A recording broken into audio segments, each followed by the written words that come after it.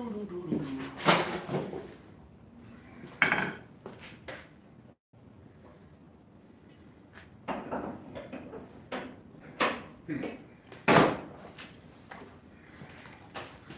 does one cut things? Hey, Techron, how you doing, mate?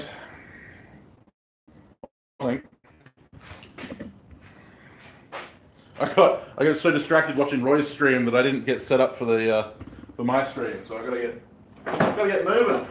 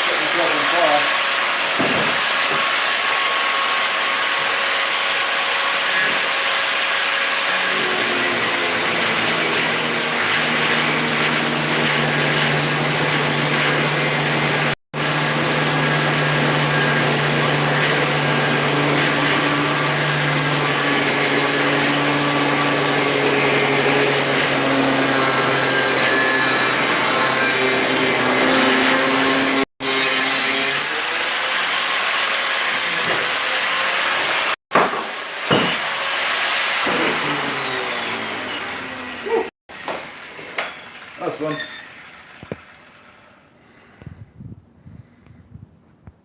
How you going, guys? Hey, Newt. How you doing? Ed. Hey, Donut. Curtis. How you doing?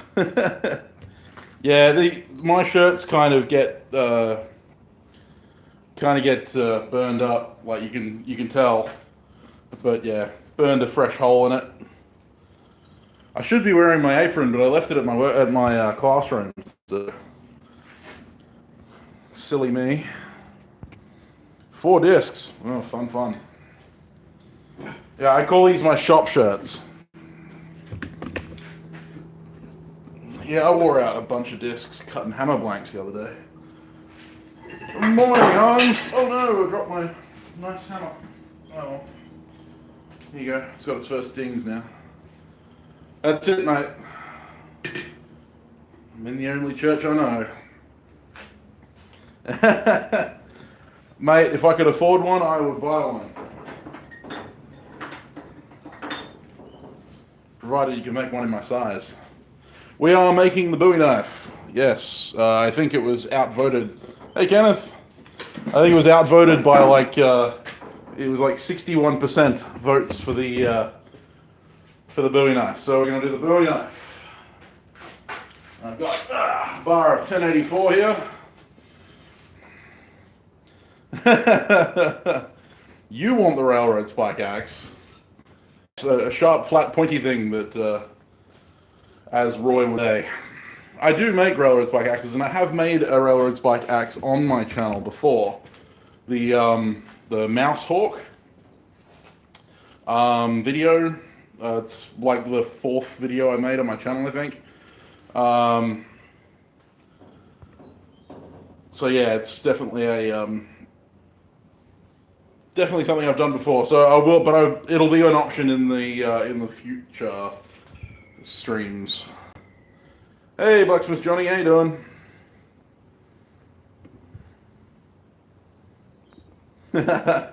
Well, yeah, a whole hide would do it. I think a half hide covers me. I'm way too big for normal aprons. Well, I kind of need to make a Bowie knife anyway.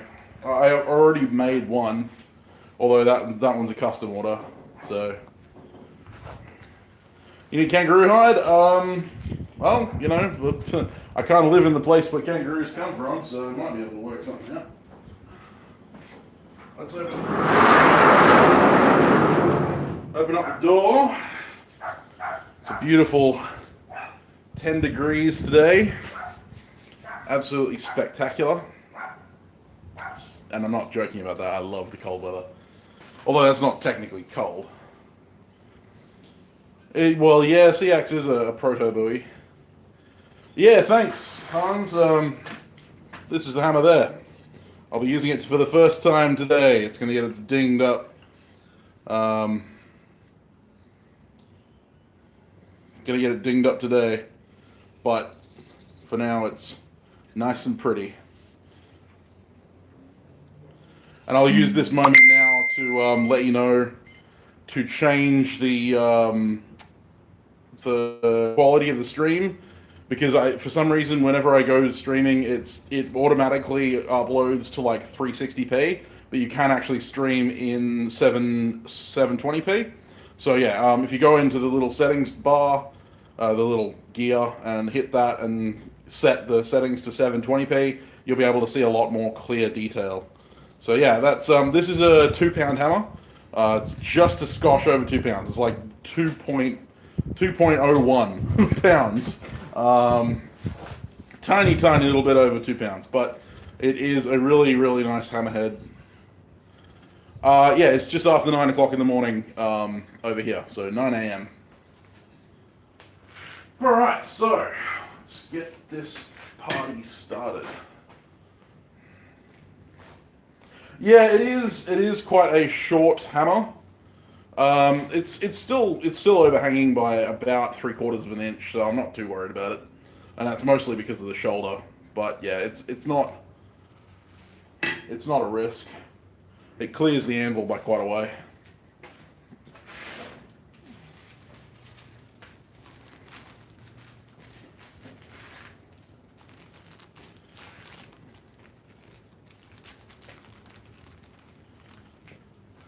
If you look up Samtown's Bladesmith on any of the social medias, you'll find me. So, yeah, Samtown's Bladesmith on Facebook, Instagram, and YouTube.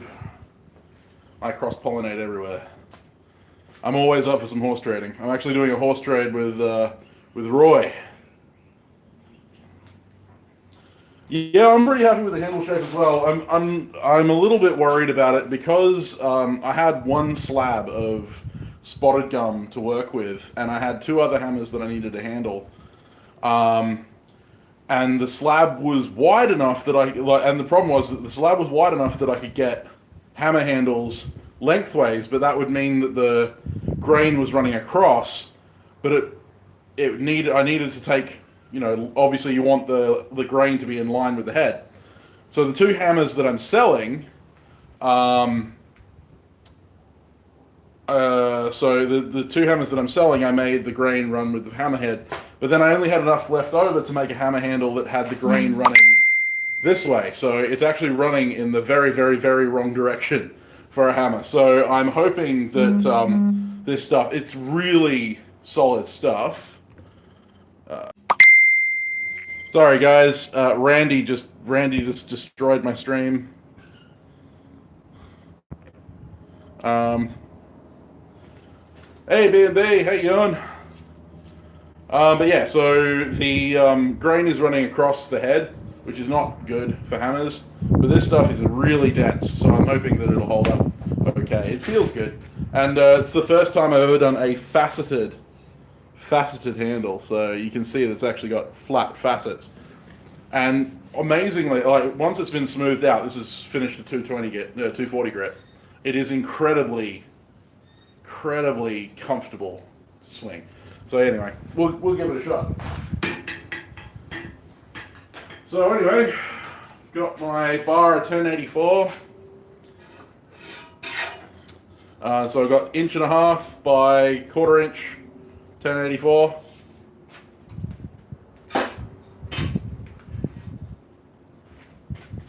Also got some coil spring in there, but that's for another project that I'm working on. I'm just going to straighten that out in the stream. That's not going to be anything.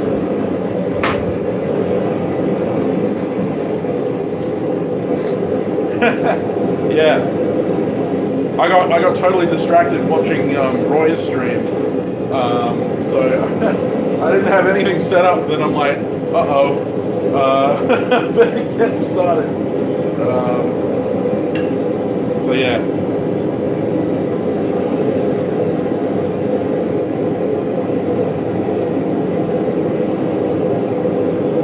Yeah, don't forget to smoosh that like button. And like that smoosh button.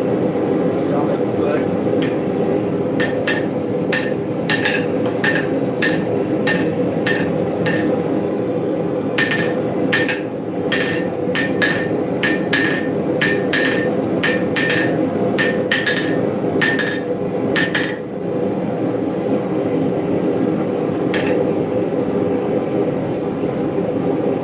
Hey, Yamez, how you going? We're just talking about you.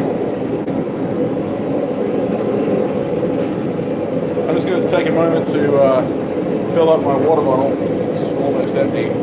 You guys can watch the forge for me. Make sure the place doesn't burn down.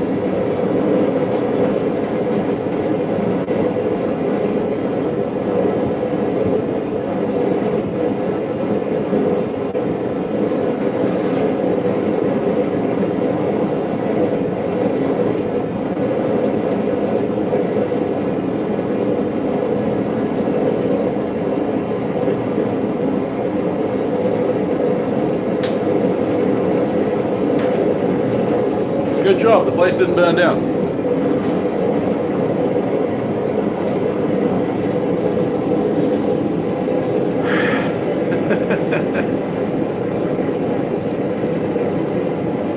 Has Roy finished his stream, has he?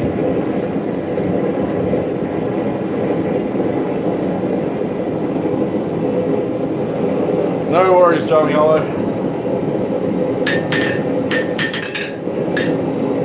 We'll get it ringing in a second. I'm using a phone because I've got 1,200, almost 1,300 subscribers. I can phone stream, and I can't stream through my computer because my computer is yeah, it's a potato. I have a potato for a computer.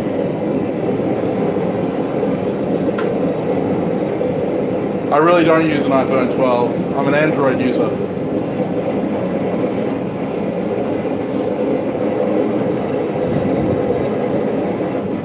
So we're going to be making something similar to this. This is a 7-inch Bowie. This is actually a spear point Bowie, but I'll probably be doing a clip point for this one. We'll see whether it becomes part of my primal line or if I get to grind on it. All good, Johnny.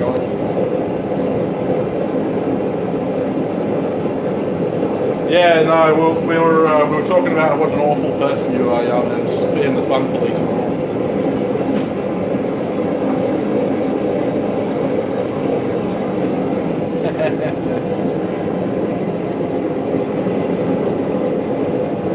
Yeah, it's a bit silly, the whole 1,000 subscriber thing, but yeah.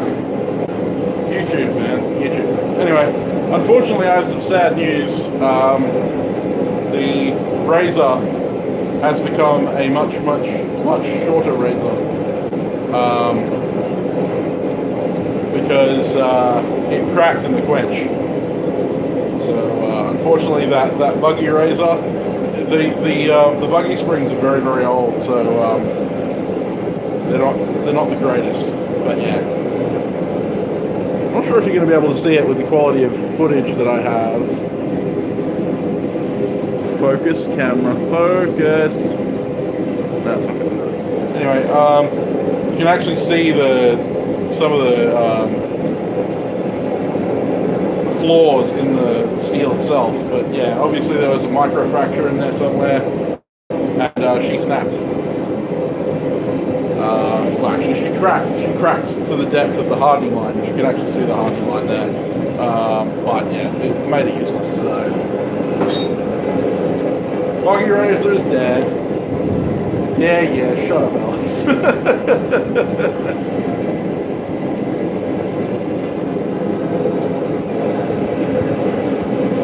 I do actually have a custom-made apron, but I keep leaving it places.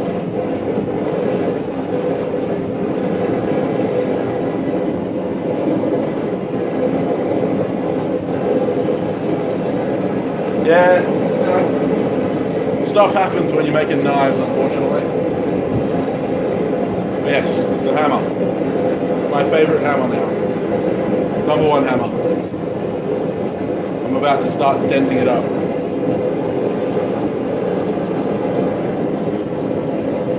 In Ignis Veritas, in Ferra Vitae.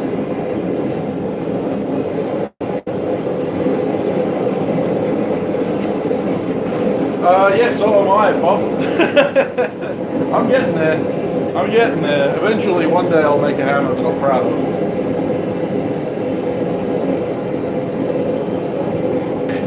I've actually got a couple of hammers here.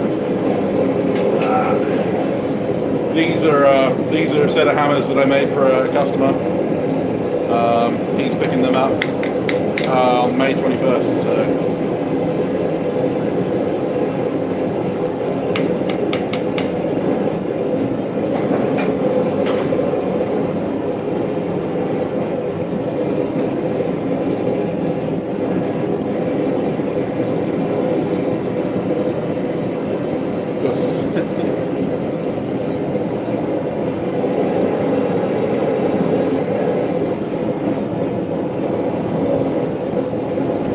Yeah, I know, Jared, but I don't care.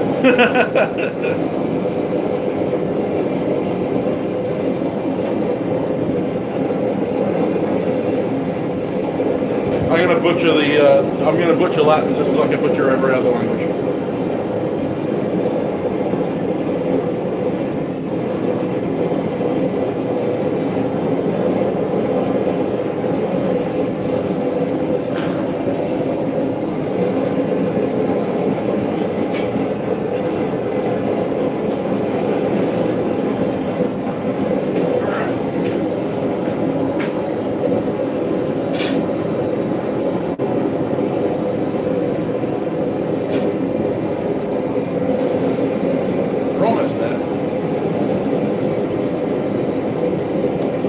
Yeah, 1084. Inch and a half by quarter inch. Yeah, it's Veritas. It's Veritas. It's a very weird pronunciation. I'm not going to use it. I'm going to say Veritas because that's what I say.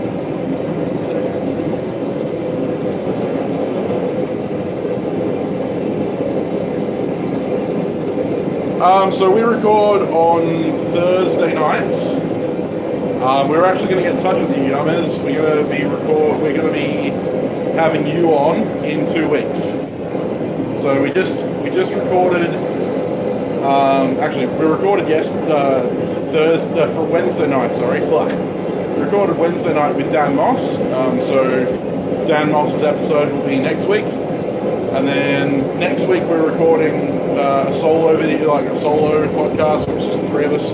And then the week after that, we're going to get you on. So I'll be sending you a message probably later today to organise that for 2 weeks. Yes. So it'll be. We normally for our American brethren we let you sleep in a little bit and get you up at 7 o'clock in the morning. So yeah, you're gonna have to be a morning person.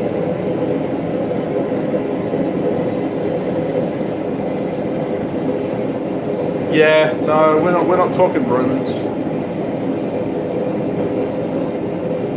Yeah, I know, Bob, I know. But I promised him, so. Okay. We'll work it out. You might have to do the interview before you go to work.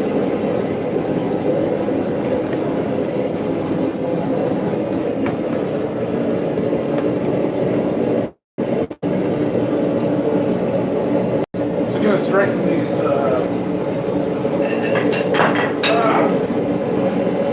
told everyone that I was going to drop this thing.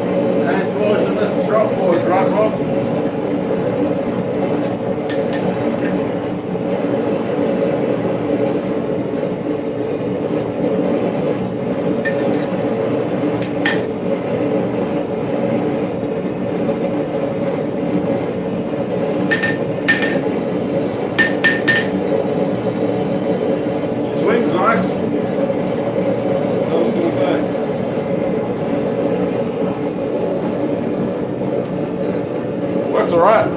If I'm not dropping things.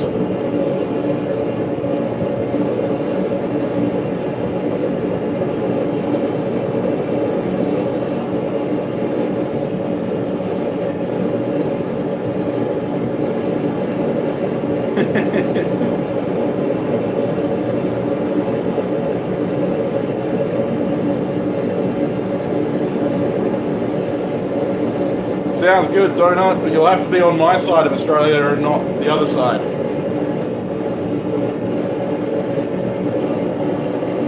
What have the Romans done for us? The aqueduct, wine.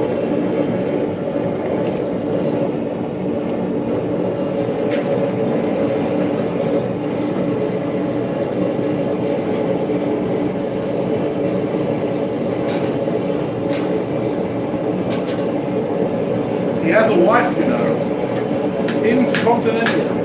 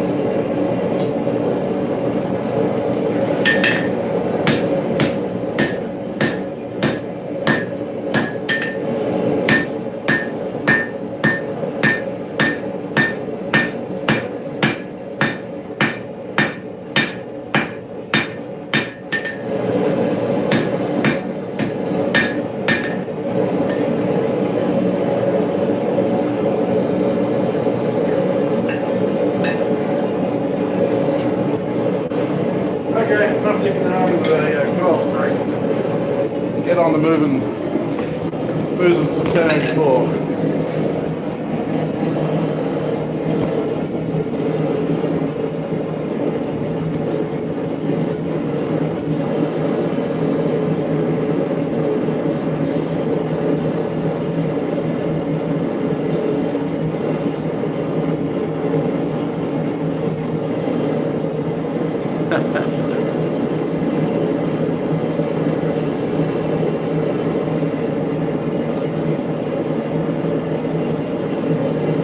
Oh, that's a bugger, Techron.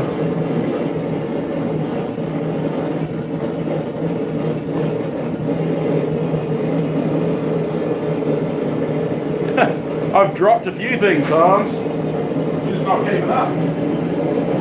Alright, so we're going to start working on the main attraction, the Bowie knife. We're going to bar a quarter, inch and a half by a quarter, 1084. Starting from square, so I need to knock those corners in.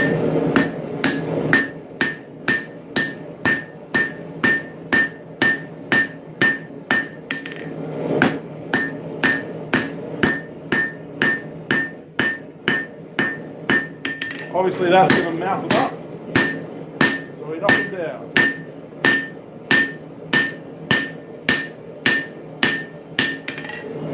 Get over the top of it.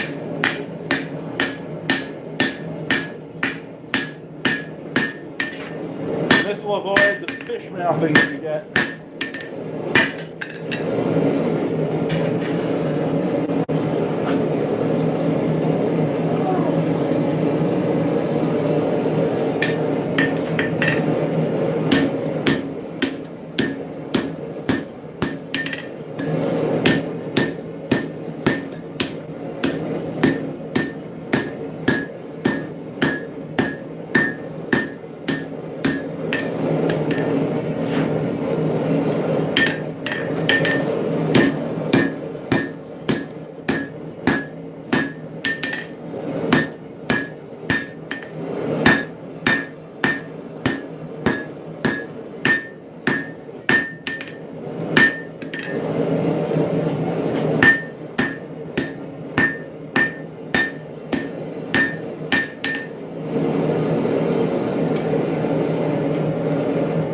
Straight enough.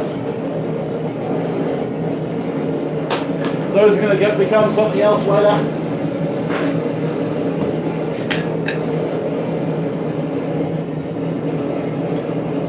There'll be a video on that.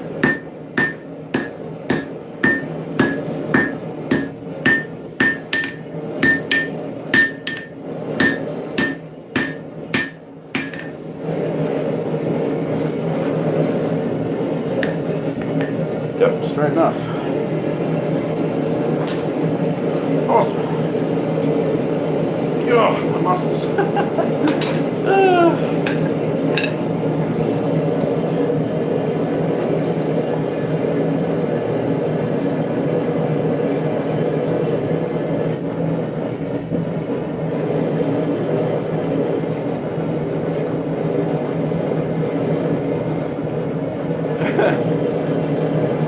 Shots, huh?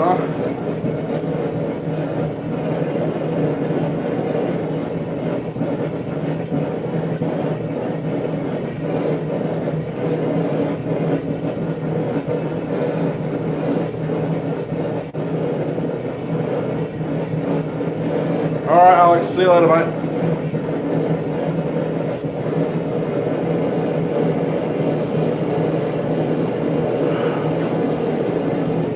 Is that why you were trying to get Roy to talk about whiskey barrel bands?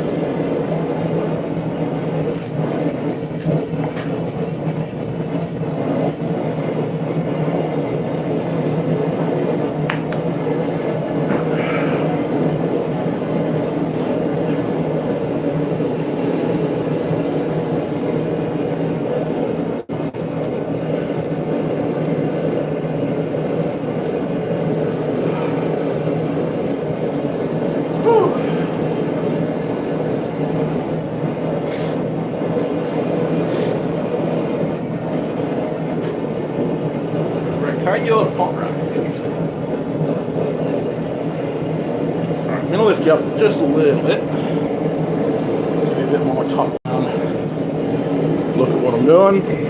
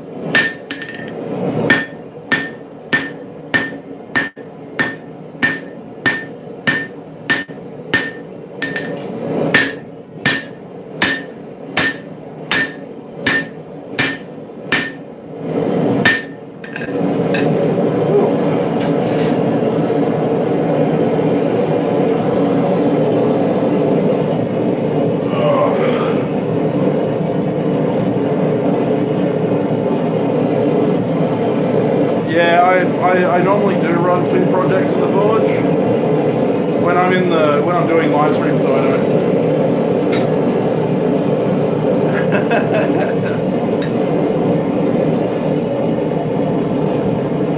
Yes, it is, Jeff.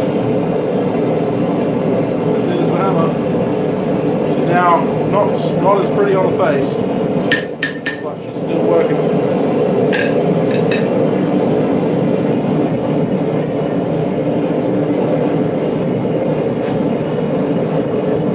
And now it's up to heat. It doesn't take as much time to heat up. Plus, I need to get my hand time to rest. Oh, it's too early in the morning for this stuff. Normally I would be, normally I'd warm up and stuff like that. For the hammer, 4140.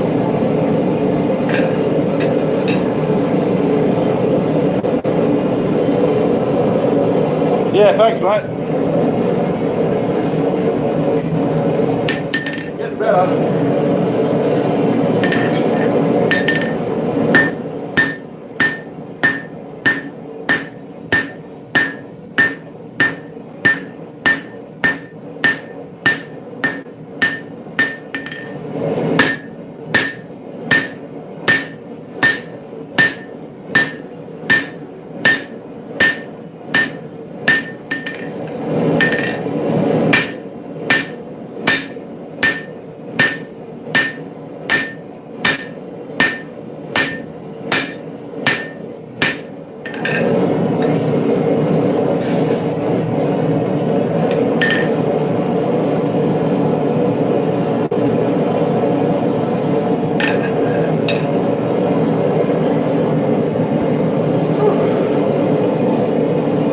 It does very well because of the faceted handle. It makes it really easy to index. That was kind of the idea.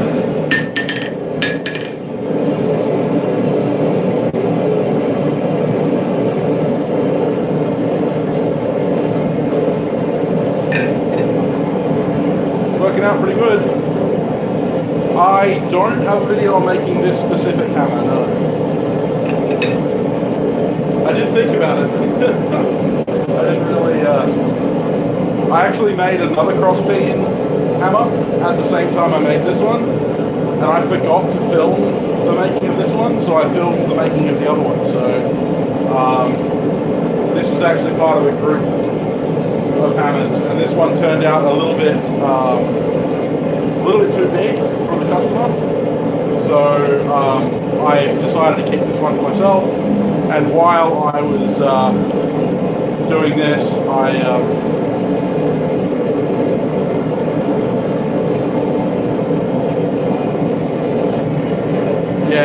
so while I was working on that one, I was also working on this one. The hammer that I made in that video, it's this one. And I only made the head in the video. I didn't put the handle on it in the video because you guys have seen me handle hammers before. But there you go. So yeah, this is the hammer that I made in that video.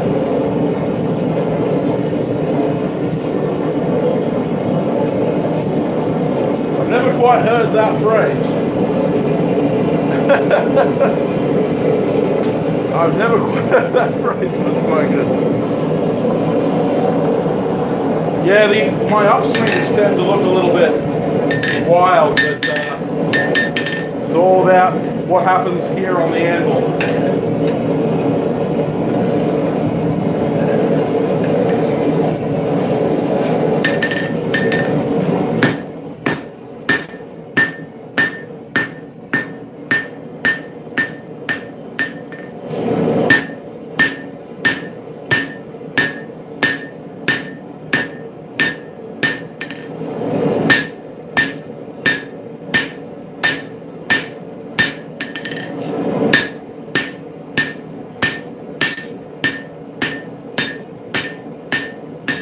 I need to dress out the face a little bit more.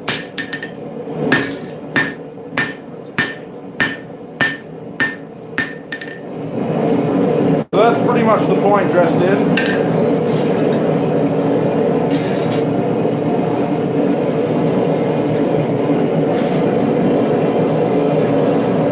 obviously because we're going for a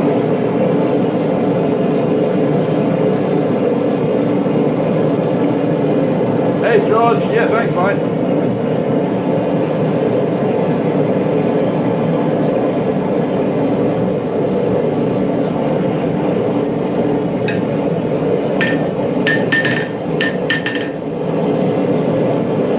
So the wood I chose was spotted gum. It's a native Australian wood. It's pretty much the only handle wood we have in Australia that is good enough for hammers or axes, because every other wood is too brittle or too soft. So I chose spotted gum purely because I didn't have another option. If I had ash or hickory, I might have chosen that. But spotted gum works. It's really dense, it's really hard, it's very springy. The hammer handle style I chose, you notice there is a palm swell in both directions, a bit of palm swell. I wanted the handle to feel super comfortable in my hand, and that's why I also have this butt, because that stops my hand sliding off. It also gives me a point. I know I'm at the maximum reach of my handle, and I made it a really long handle so that I get a lot more leverage out of the smaller head. So this is a 2-pound head. Just over 2 pounds. So yeah, it's a 2-pound head. It is a little bit stumpy, but that's kind of by design. I didn't want a huge long head on it, and I wanted a very wide face. This has got a 50mm flat, so it's almost a 2-inch square face. So I wanted a really nice big wide flat face. And I faceted the handle, so it's got flats. It's an off-tackle handle, because I wanted to feel how it was for indexing. So I wanted to be able to index my hammer face. It's really good for it. I smoothed out all of the corners with 240 grit paper. I went over the whole thing like it was round with 240 grit paper, just to make it feel, smooth in the hand, but it's nice and indexed. Yes, they will, Jared, but the question is whether or not it'll grow. Most boreal forest seeds won't grow in Australia because we're too arid.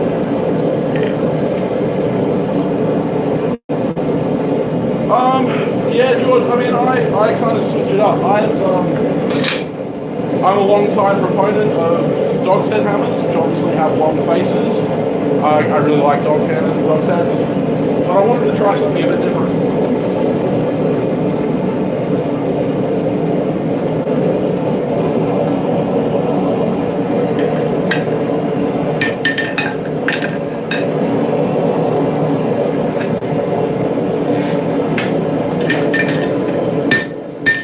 Straighten that belly out a little bit.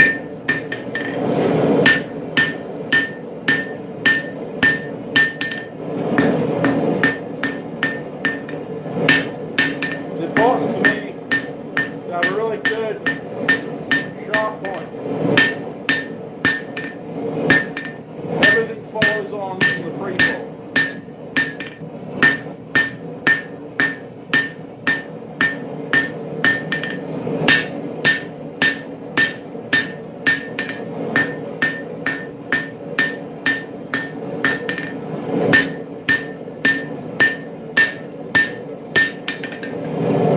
So now at this stage I've got to work out whether I want a point up, a point mid, or a point down Bowie knife.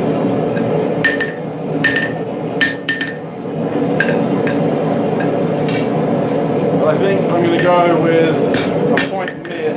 I kind of like a mid-point Bowie knife because they kind of match all round. They're neither slicing nor stabbing nor chopping.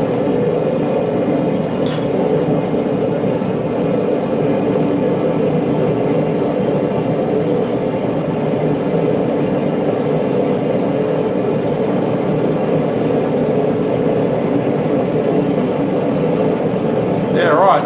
I wouldn't know the legality on that one.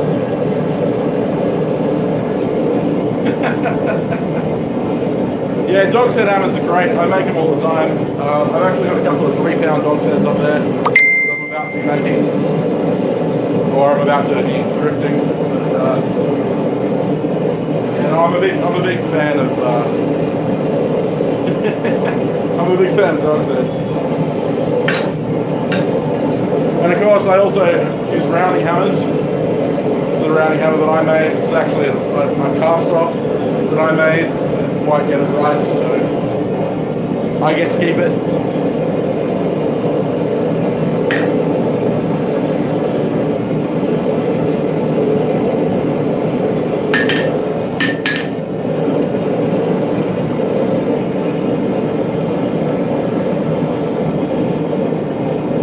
Stretching those muscles out. It's a nice hammer. That longer handle makes it a bit more effort.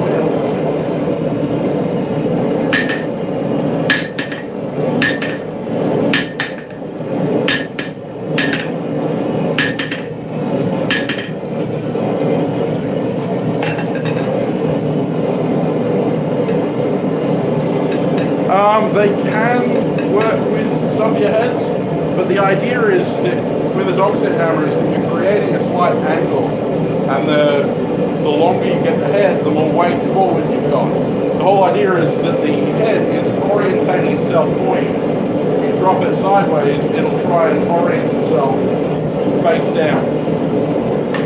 Whereas with an equal-ended hammer, if you drop it sideways, it will stay sideways. So the longer face dog's heads get really good. So the longer face dog's heads are a lot easier. Unfortunately not, Jeff. Thanks, Decron. Thanks for the donation, mate. Yeah, unfortunately, Osage Orange is completely non-existent in Australia. American Hickory, you can get it. It's bloody expensive because you've got to ship it over from America.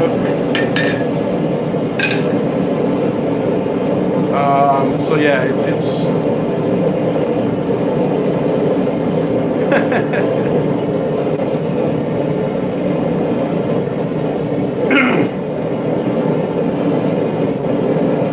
oh, cool, Yomez. Well, if that'll we've got to make sure that we get you in there.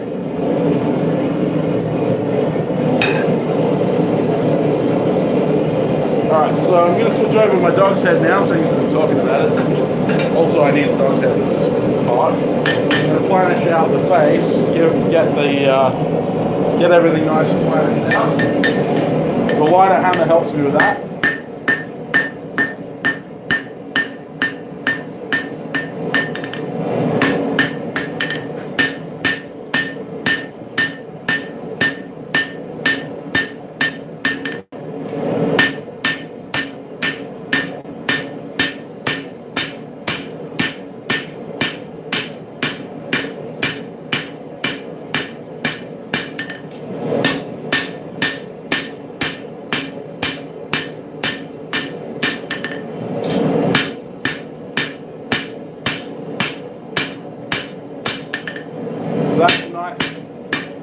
That's nice and clean now, no dirt, no hammer marks.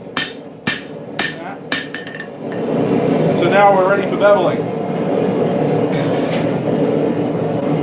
So at this point I want to choose the length of my blade.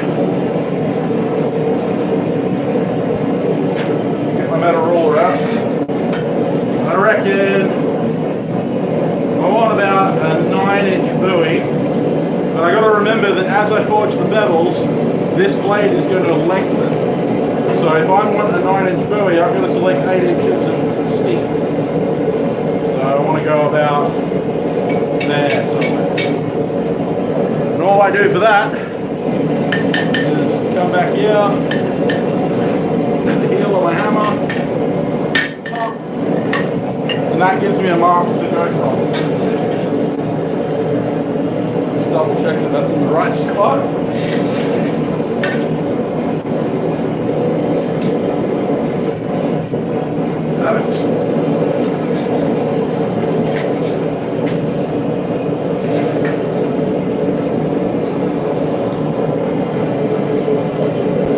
Yeah, I would use hickory if I had access to it.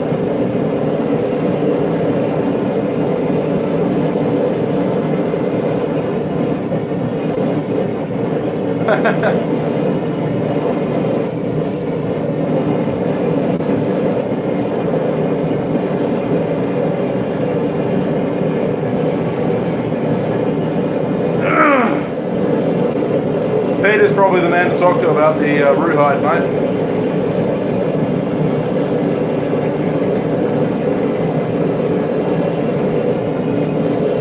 You can't beat hickory. I wondered why they chose it.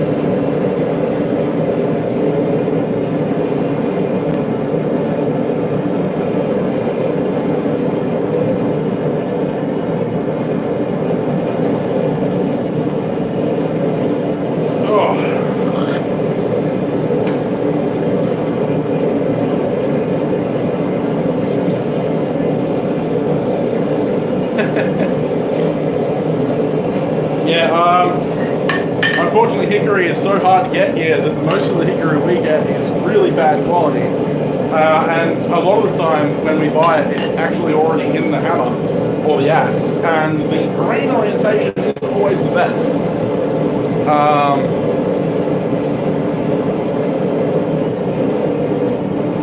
Alright, Hans. Cheers, mate. Have a good night.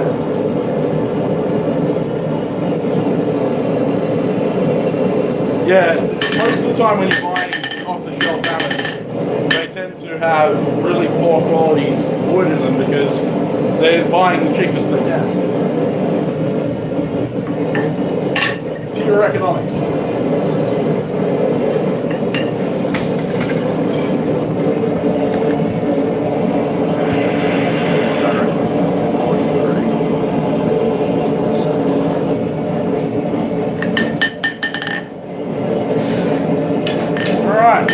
Start my bevels.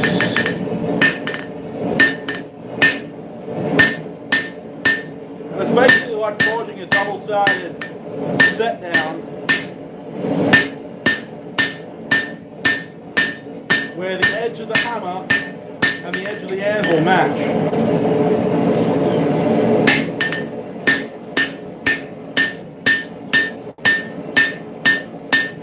Don't be afraid to take your time.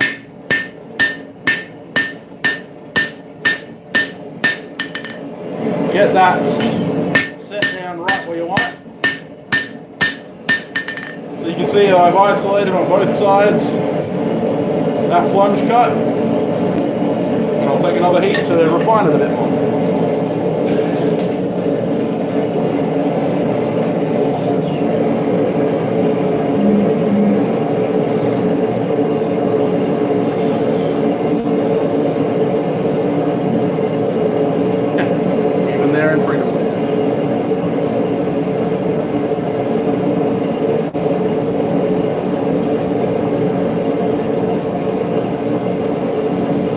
All good, Yarmers. We know how terrible you are.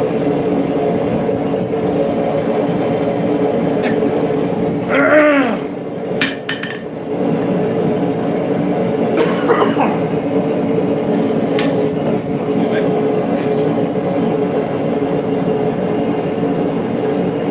Yeah, George, you have the ability to do that.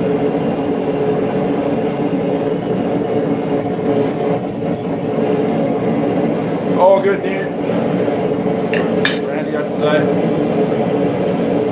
Yeah, I mean, the Spotted Gum does an awesome job as a hammer handle. I've never had I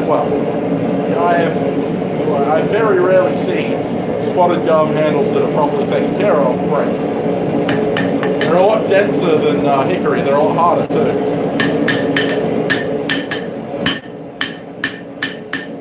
Just finding billets of them is a pain.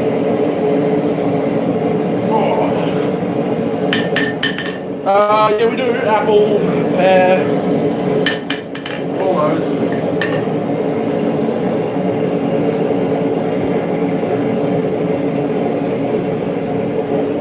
Oh, that's cool, George. No need to do that. But anything you send is appreciated, as always.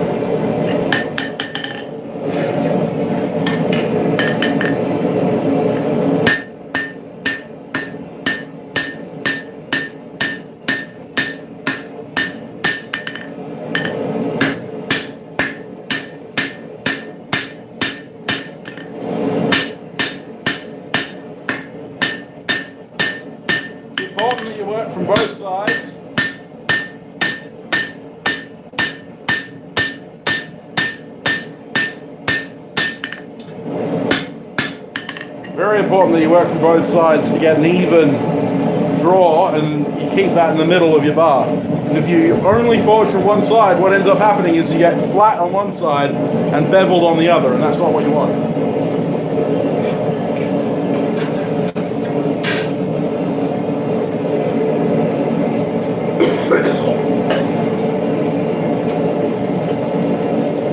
BRB dying.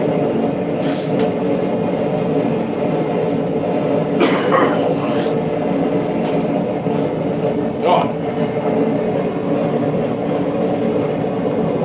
I picked up a cold, and unfortunately,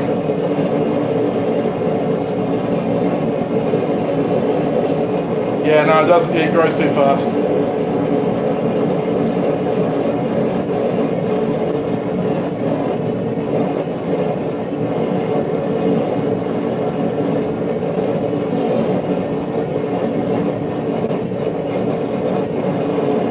Hey Steve, thanks for dropping in, mate. Have a good night.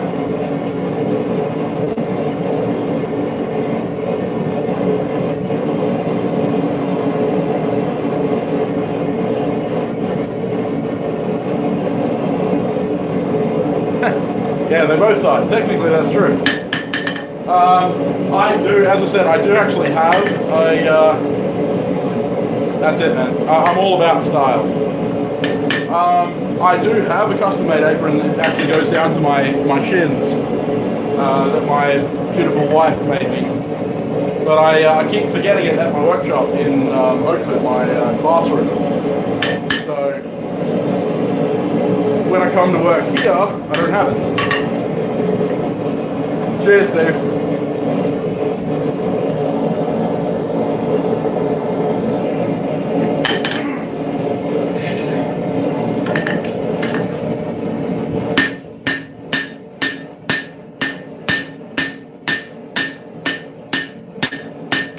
Now I don't want to forge the edge down to final thickness just yet, because I'm going to have to come back and do a lot of refining. So now I can start, now I've pulled out that, I can start working down the length.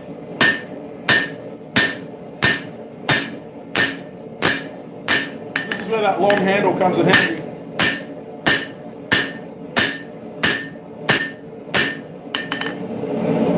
A long handle and a light head just do just as much as a big head and a small handle. That's physics for you.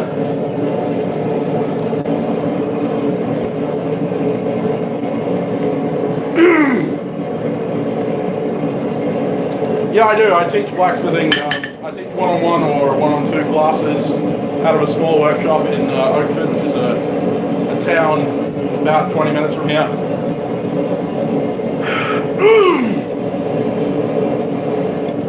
Yes.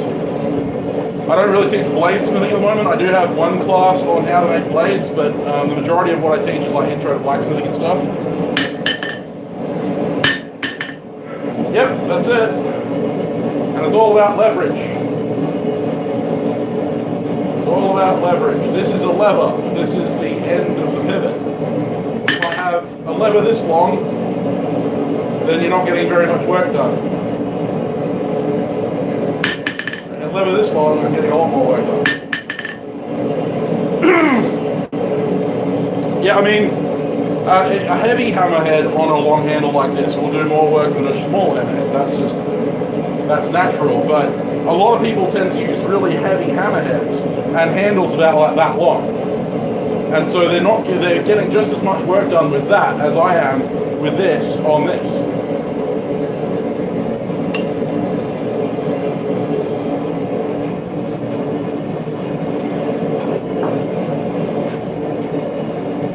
The only time that that's not true is if you're drifting. Like drifting hammer handles and stuff. That's when you want the inertia of a heavier head.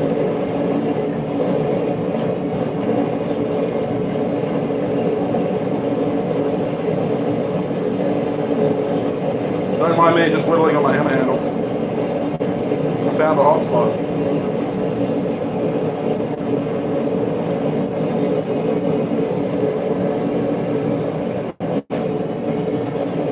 Yeah, it gets like that.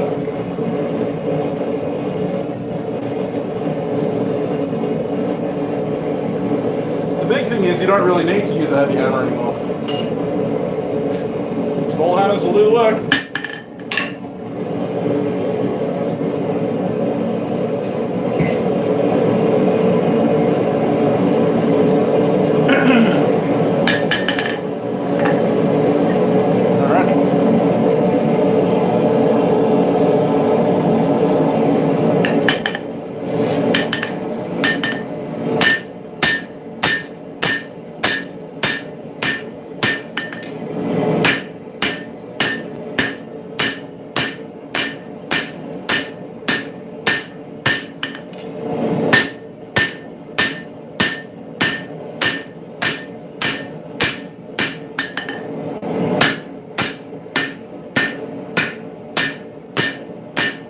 Now the other thing to look at is the height of your bevel.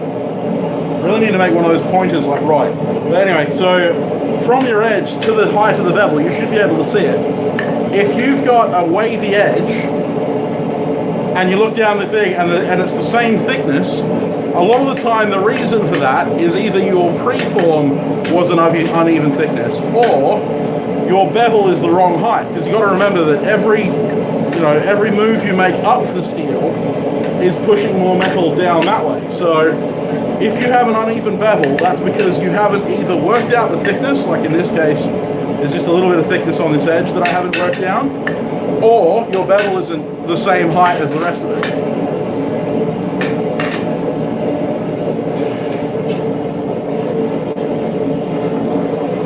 Just a handy hint.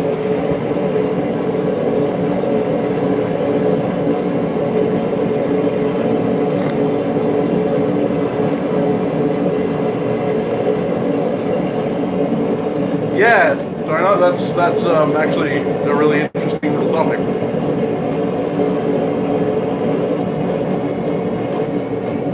Yeah, I mostly sit on the 2 pound range. Like this is a 2 pound hammer.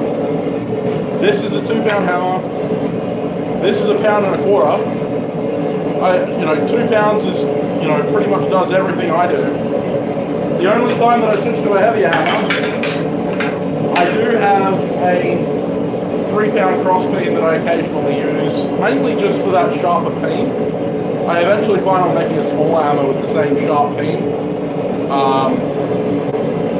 So I end up getting a bit better control than with this 3 pound. And now I'm currently in the works of refitting a block splitter, a 6 pound block splitter. I'm going to make it into a 5 pound straight peen, and that's going to be for driving drifts.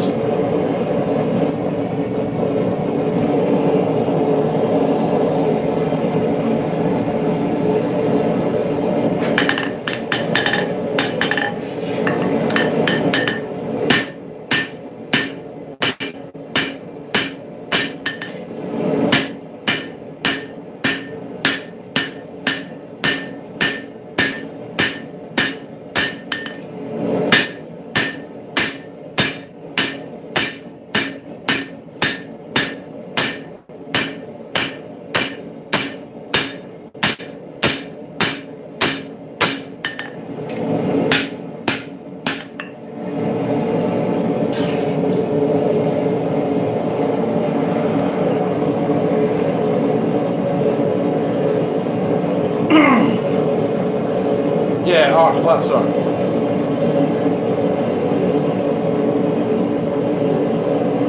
Because the barrels are tapered.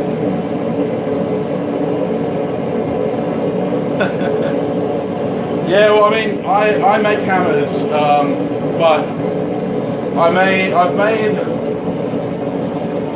Christ, how many have I made? Probably about 20 hammers.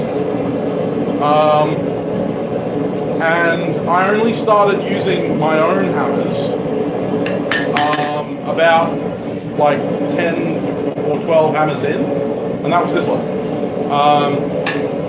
And then I failed at making this hammer. The reason I say I failed is because you see the face isn't quite straight with the handle. So I just went, screw it, I'll throw it out. And then when I thought about it, I was like, wait, I don't have my own rounding hammer, so I'll keep it. So that's that one. This is the first hammer I have ever actually made for myself, like with the intention of keeping it.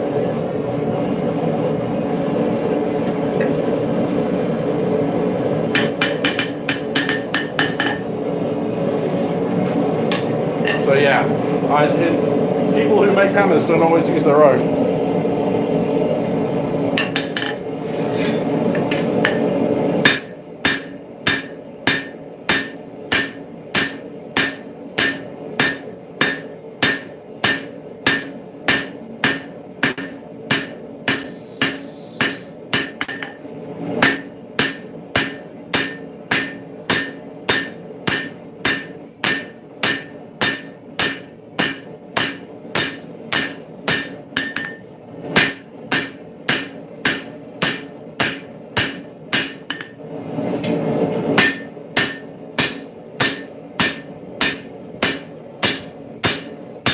Now obviously it's banana-ing for me, but I'm not too worried about that.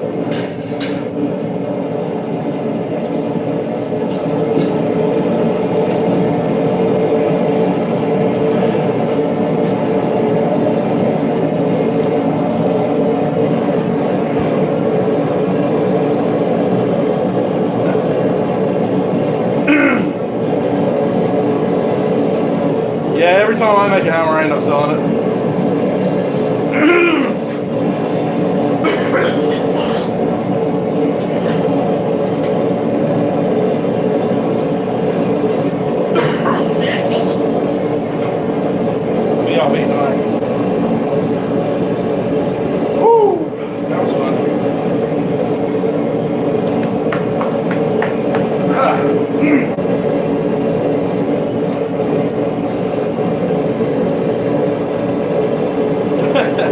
Well, you know, you're actually there's no such thing as a real blacksmith.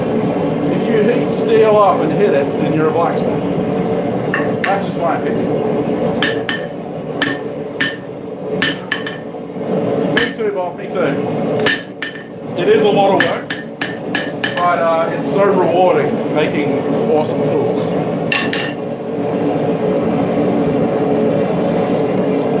I mean, hell, I'm a bladesmith and I make hammers.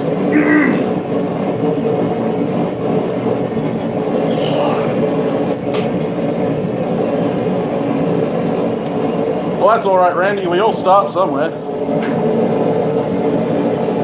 I sure as hell didn't start here.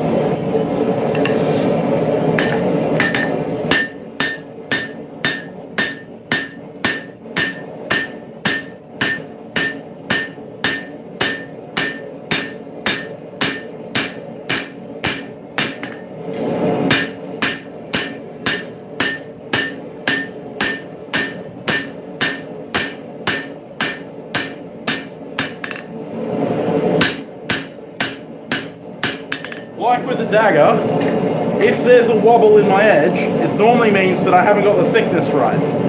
So even if it looks right, just go back and chase that in. If the bar was an even thickness and straight edged when you started, your edge should be straight.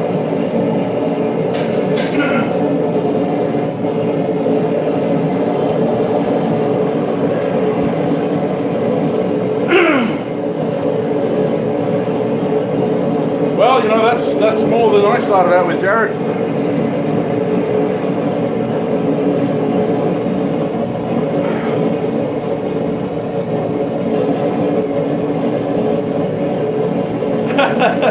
Yeah, no, it's not a cutlass right now. It's only 9 inches long. And eventually that spine is going to be straight. I'm just going to straighten it when I come to forging the ricasso.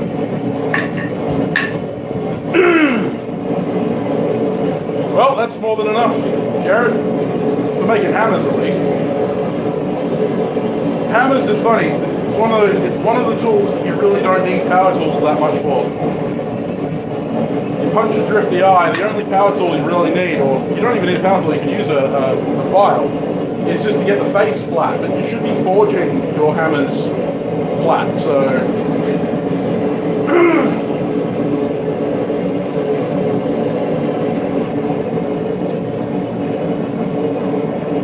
enough to get started with, Randy.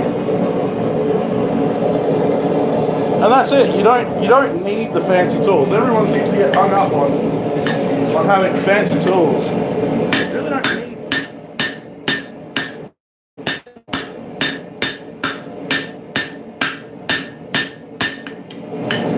People think that's fine. You have a $2,000 grind. I really don't need the $2,000. If I'm just making stuff for fun.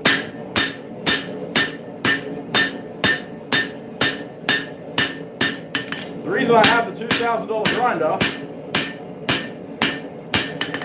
is because I am doing this as a profession. And I need the additional speed.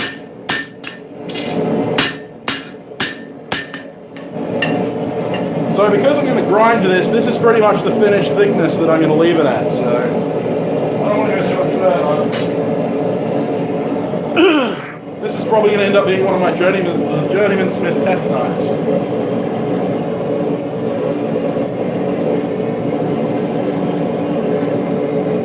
When I finally go for Journeyman in 2021. So you guys can say you saw it here first.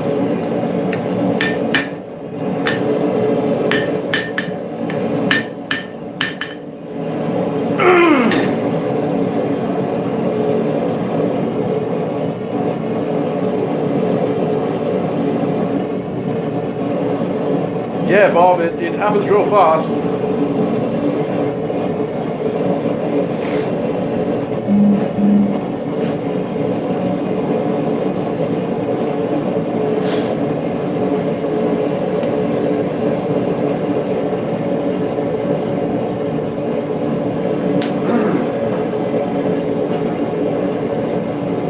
As long as you're critical of yourself and you're constantly endeavoring to get better, that's how you improve. Jeez, Hans, go to bed. Not that I don't appreciate you being here, brother.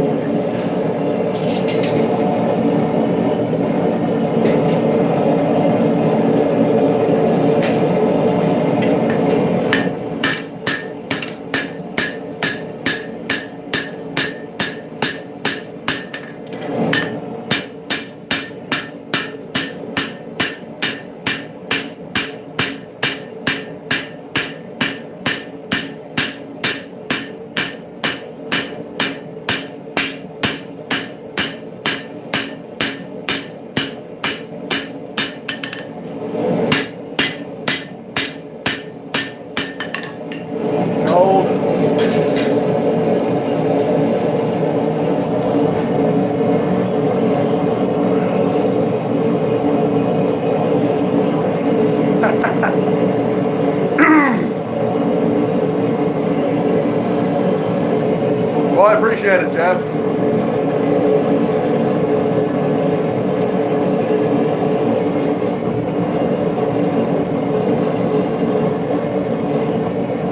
Oh, that sucks, Randy.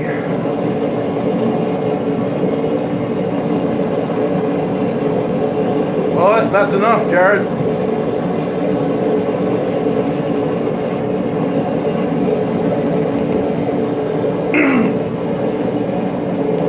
Absolutely, Donut. That's exactly how it works. You've got to just start with what you've got. I was lucky enough to have a father who, when I said I had a project in mind, just kind of took it and ran with it. And I actually custom made my first forge, and I started with a piece of railroad track and a hammer and a ball peen hammer that my dad had. And eventually found a really, really cheap cast iron anvil on Gumtree. The cast iron anvil I actually used to do all my striking. It's the first anvil I ever bought. And then my wife gave me this anvil for birthday. No, Techron, I actually hand engraved that chisel and hammer and chisel. Yeah, it's hammer engraving.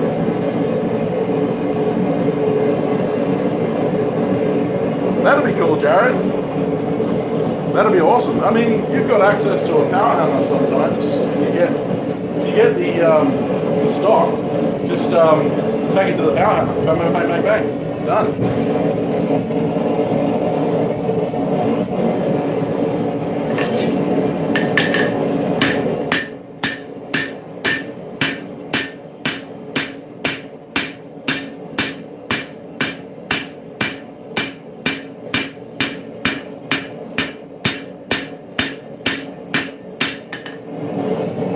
Making sure my thicknesses are even.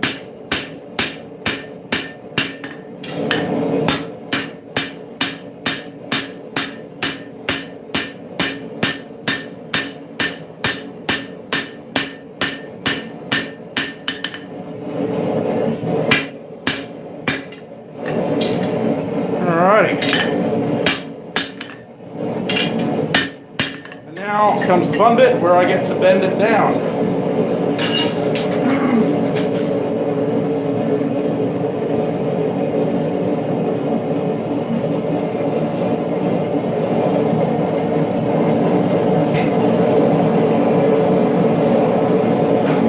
The only problem with this cold weather, the colder the weather, the faster my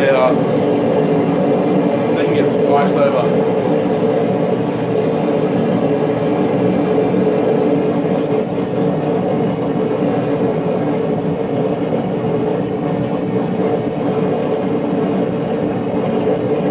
Yeah, you can, Randy. It is a lot harder though to make it look good.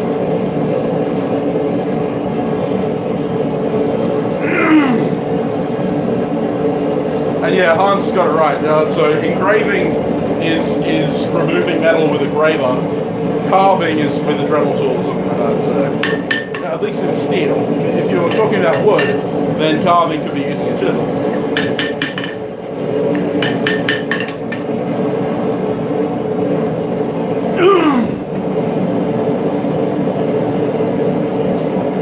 Oh, once a month is good enough to make a hammer. Alright, I'm going to move you around to the side so you can see what I'm doing.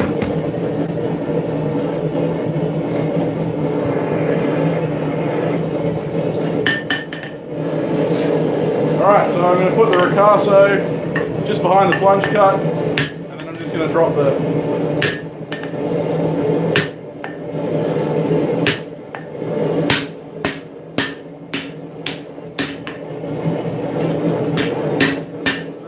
bevels back in.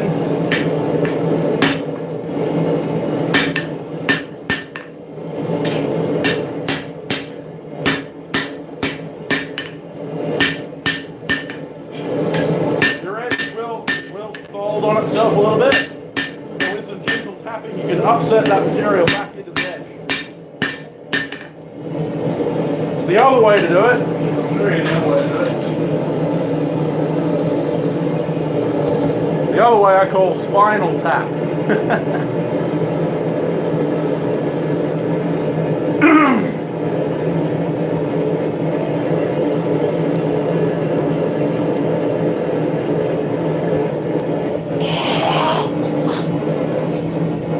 Well, it depends on what you call old school, because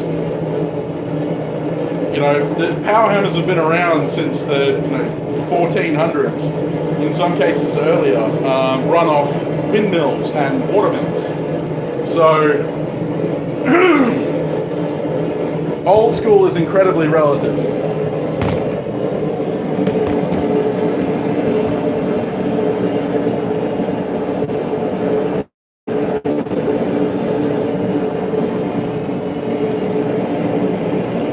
They did it with or without, depends on whether they had one. If they had one, they bloody used it.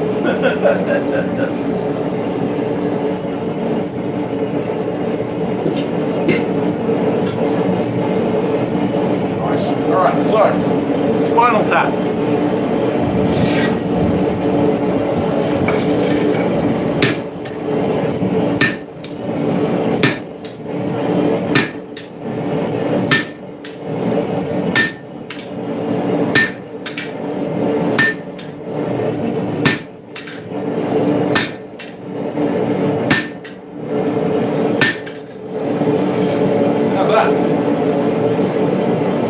Nice and straight. That's how you straighten a Bowie knife.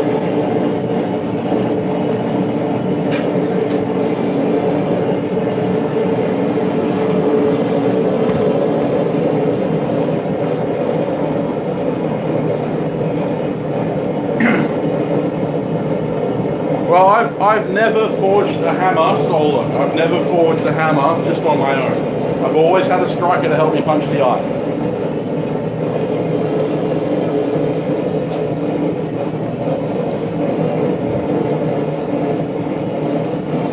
Every hammer I've ever made has been forged with a striker. Because I'm lazy. But one of the options in my poll for live streams is a hammerhead, and if I get enough votes on that, then I'll do it solo. Yeah, Bob, and hats off to you. It's not that I can't, it's just that I don't.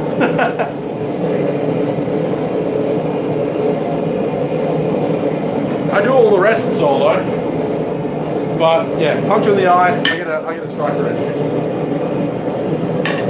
Because I'm lazy.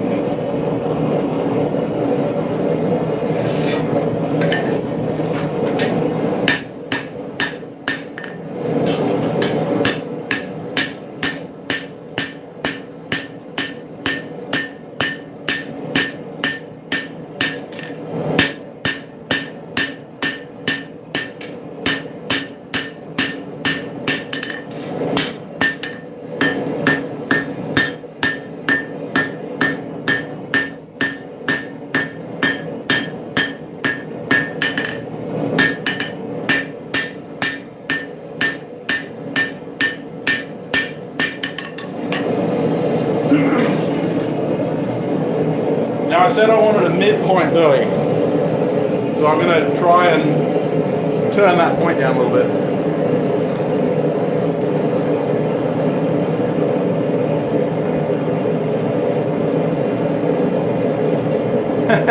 Yeah, Techron. That's amazing, Hans. That's, yeah, hats off to you. Fair enough, Donut. I'm lucky that I have probably one of the world's best strikers on my team. He's not a blacksmith. He's never blacksmithed in his life, but he swings a hammer like no one I've ever met.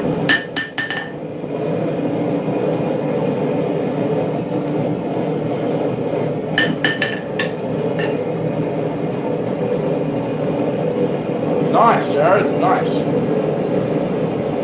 You punched a hole. Well, that's good, Yamez.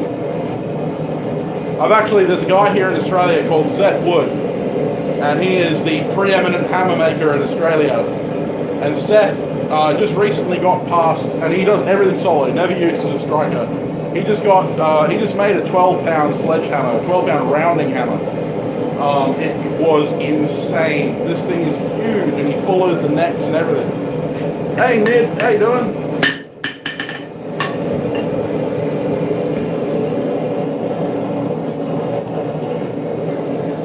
Alright, so we're at the turning point. I've got to turn this point down.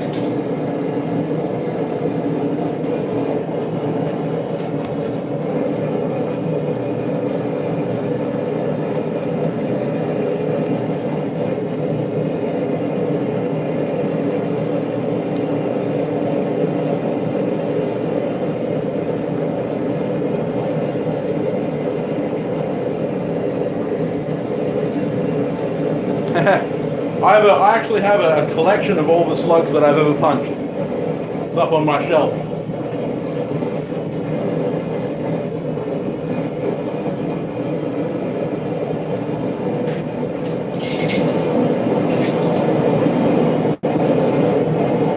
reminder to me of how far I've come.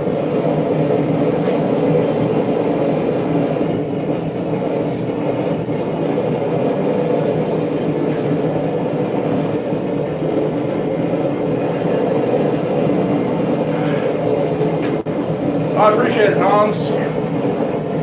I'm all about the method of operation.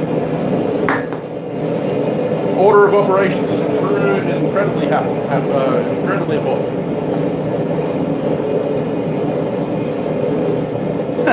Yeah, for a live stream. Your Patreon monies actually went to purchasing a cut brush for a new project that I'm doing. Also filled up a couple of my gas tanks. I'm currently running this live stream on your Patreon money. Thank you very much. For those of you who don't know, Jared is my top patron. I'm really sorry. I have completely forgotten to keep thanking my patrons in my videos. So I'm going to have. I will promise to thank you in the next video.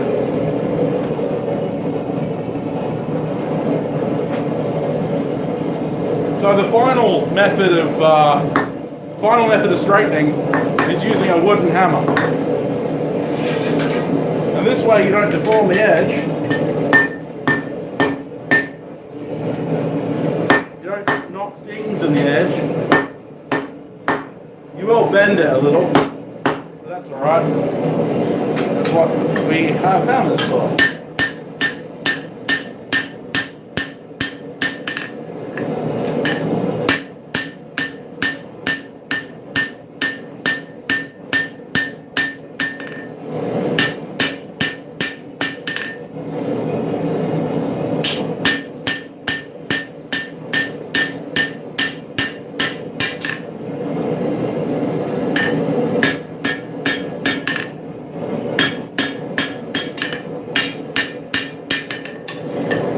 Yeah, everyone give Jared a clap in the chat for financing this live stream. Couldn't do it without him.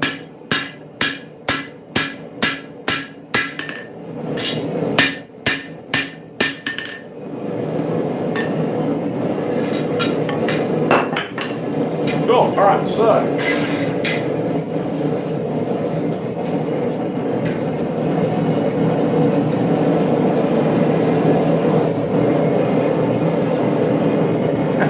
Yeah, it is a little bit of a specialized area, Hans.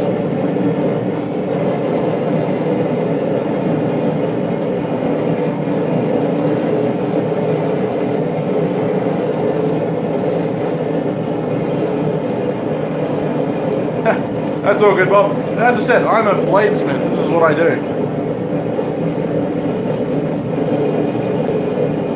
That'll be cool, Donut. I'd be interested to see that.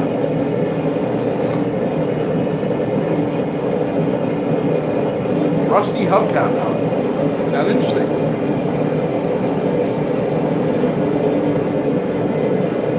But you don't need a 2x72 to make knives, George. My primal line is evidence of that.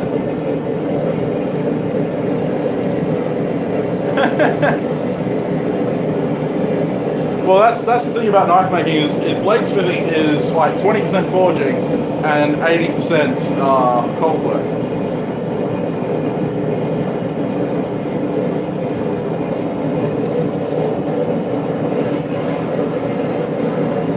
That is the challenge. Alright, so I was going to make a midpoint buoy, but I'm going to end up doing a harpoon point buoy, I think. Because I really like my harpoon points. Anyone who knows my logo knows that I like harpoon point blades. So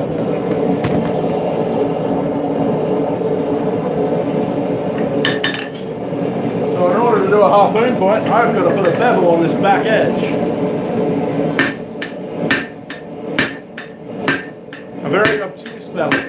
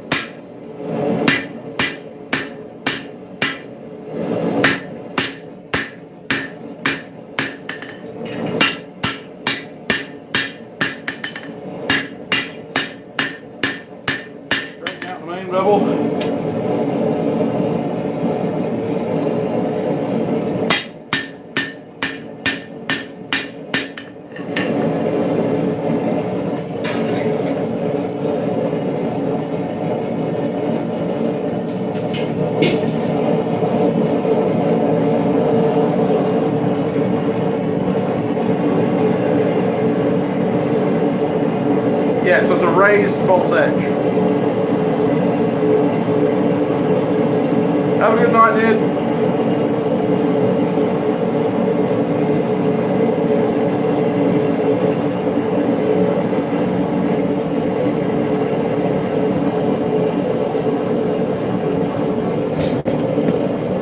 Randy's got it. Yeah, it's also called a Yellman on sabers, on like Polish sabers and stuff like that. They have the raised clip at the back. That's called a Yellman. But on Bowie knives, it's called a harpoon clip or a harpoon point.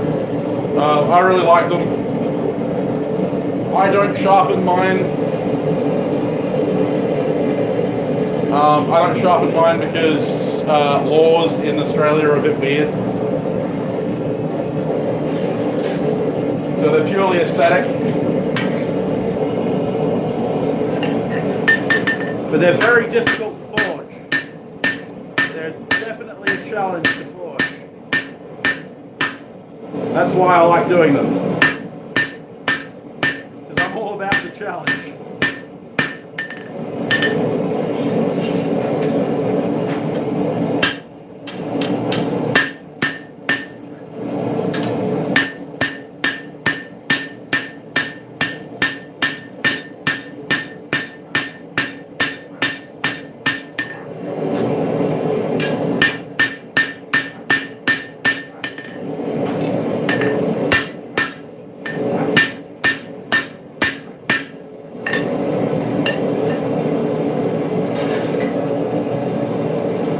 Straighten it out a bit.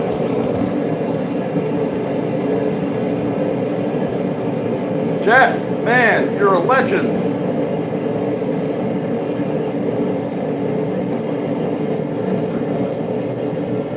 You're awesome, man. Love you.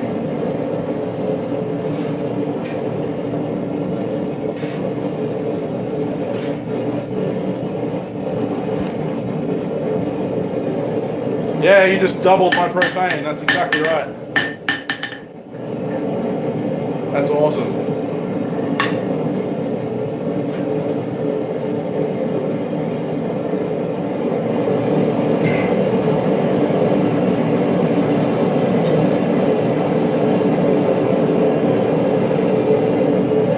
Once I finally get around to, once the AdSense gets around to actually paying me, I'll really appreciate that.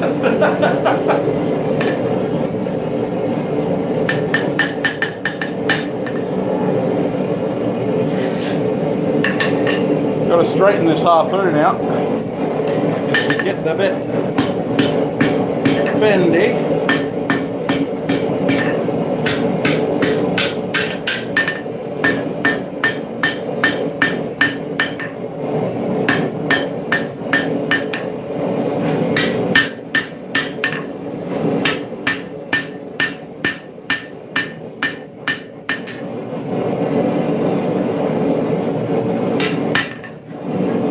Harpoon points is getting them all bloody straight.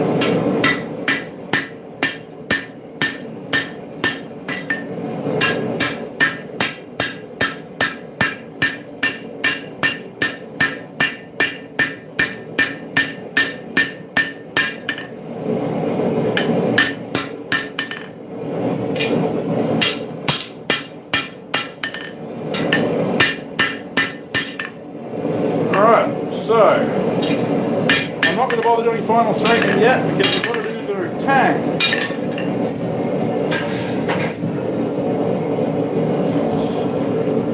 Hey Frontier, hey Kat, hey Alex, everyone's jumping in. Okay, so I've got to pause the stream for a minute. I'm not actually going to pause the stream, but I've got to run inside and get my charger because my phone is about to die and we're about to lose the stream. So bear with me for a second. I'm just going to shut the forge off.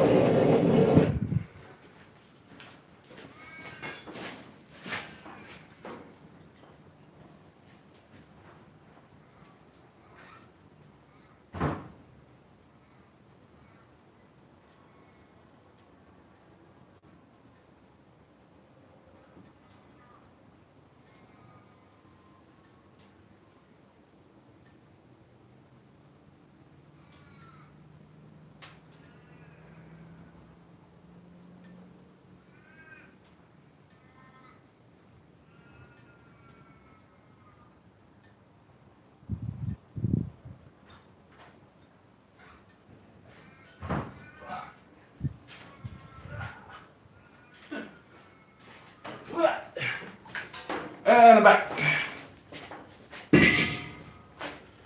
Whew.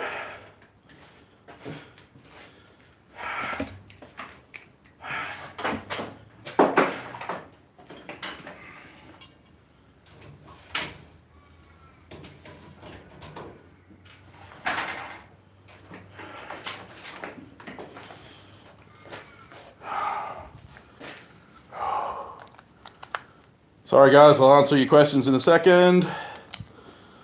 Just got to get this charger plugged in, otherwise we're going to lose the stream. And won't that be a tragedy?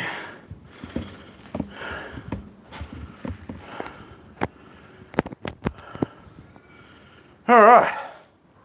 Rock on. Are we charging? That's the question. We are. Excellent. Whew! Hey granddads, how you doing?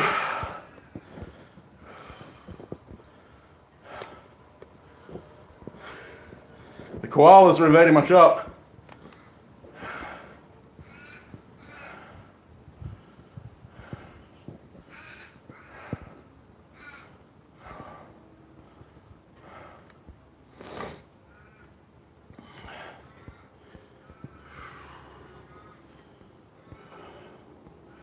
I have used my hammer yet. I will be...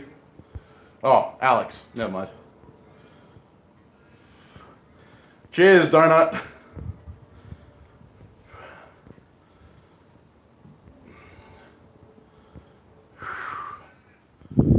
Yeah, I loved that 300 sub video, Techron. If anyone hasn't checked it out, Techron's going to be doing a giveaway for 300 subs.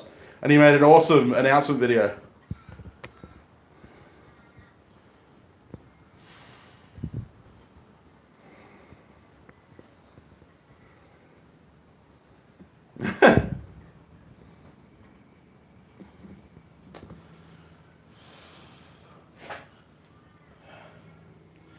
Cheers, Jeff.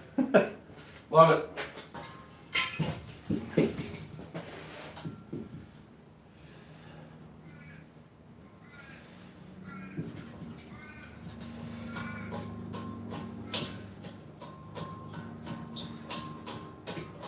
I wasn't aware you bought chasing hammers off me, Jeff. I don't remember selling any to you.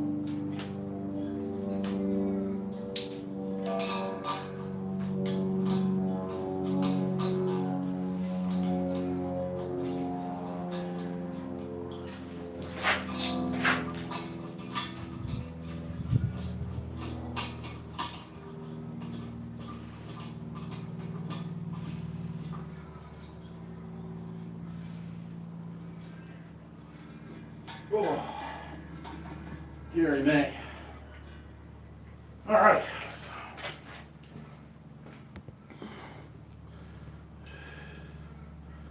Yeah. Well, it happens, Tech.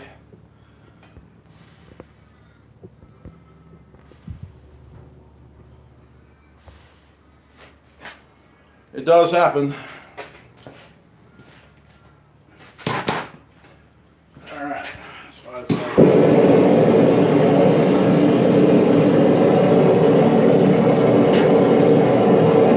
Oh, they doing a purge again, Bob. I got hit with that last year. I went from 800 subs down. I went from 900 subs down to 800 in a day.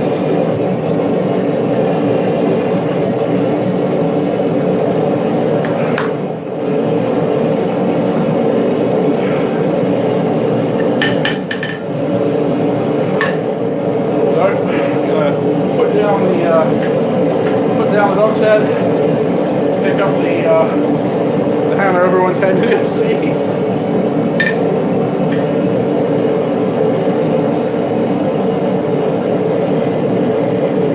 It's less about the Bowie knife, more about the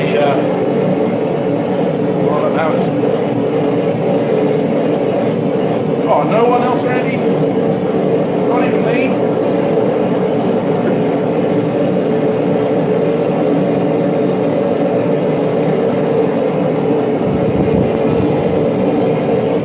Yeah, but you don't get fancy on this. We just expect you to do that.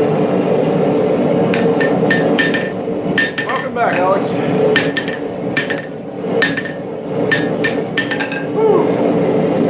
had to run and get a charger before my phone died and put a new bottle on the floor.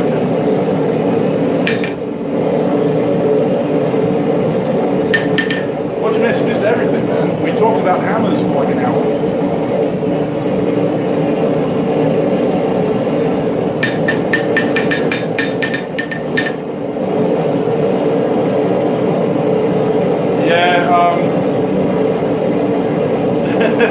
That's all good, Governors. I appreciate you being so for me, man. Always happy when I see you show up in the stream chat. But yeah, YouTube does like monthly audits of people's subscriber counts because some accounts are just like made and then they sub to a bunch of accounts and then they don't do anything. Normally means that they're a bot. Normally means that they're a computer-generated account. So what they do is they delete all those accounts. And that's how you lose subscribers. Turns out I had about 100 bot accounts subscribed to me last year. Mammoth Tooth? What are you doing, Jeff? What are you doing? Jesus.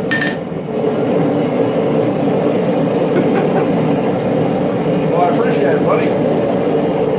Oh, God. Yeah, I don't want to use that shit.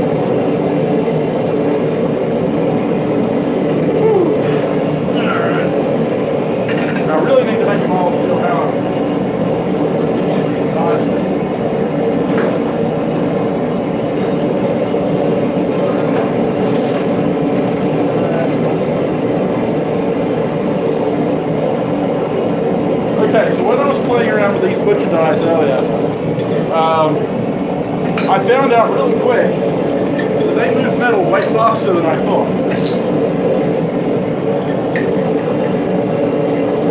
So I'm going to be a bit careful with how I approach this.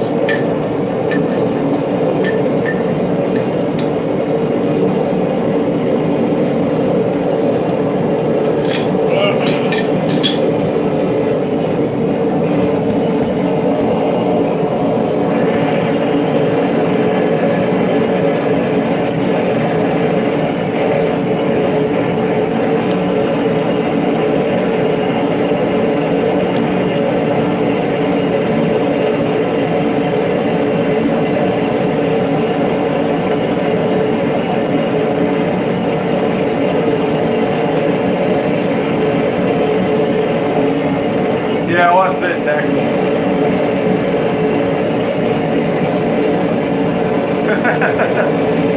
Yes, it is. Hey, Aaron.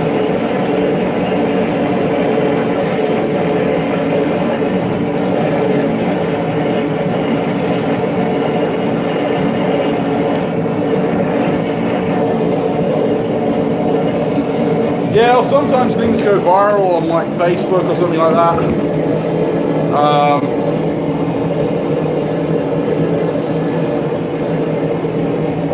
I'm actually going to go around this side. Better angle? I think that's a better angle. Yeah, it's better angle. Alright. So, a little careful with my, and how energetic I get with these guys. Is there a little...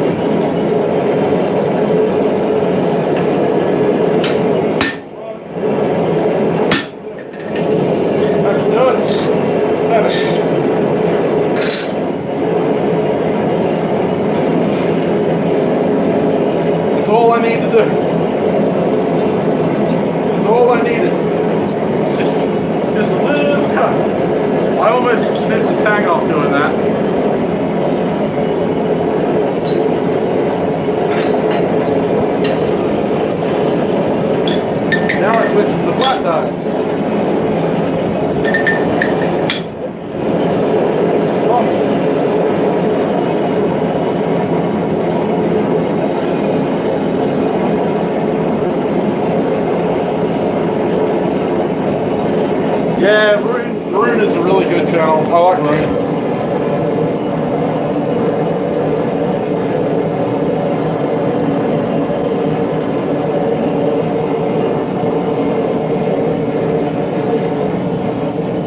Rune Maltberg from Nielsen.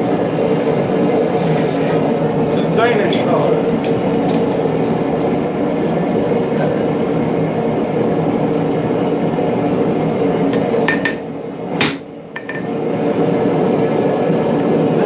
Isolates that material. A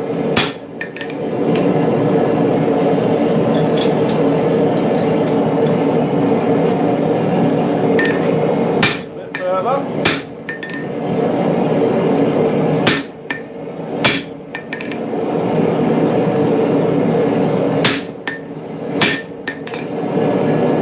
Perfect.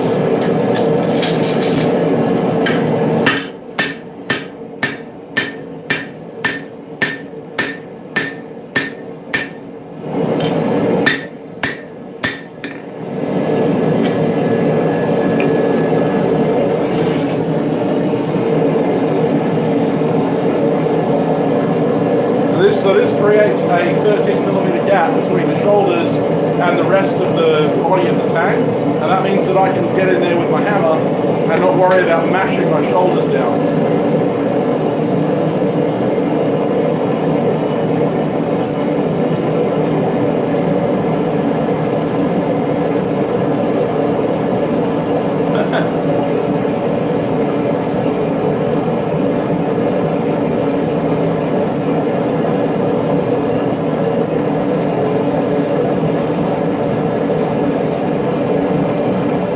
Rapier handle fire poker, that's crazy, Jeff.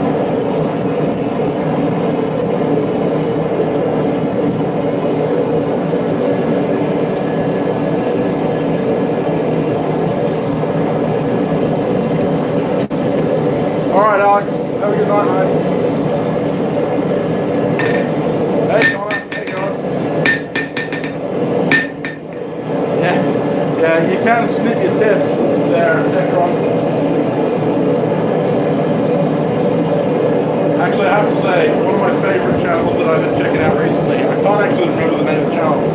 It's a Canadian bloke who does CNC machining, and he is the funniest bugger I've ever watched. I love him.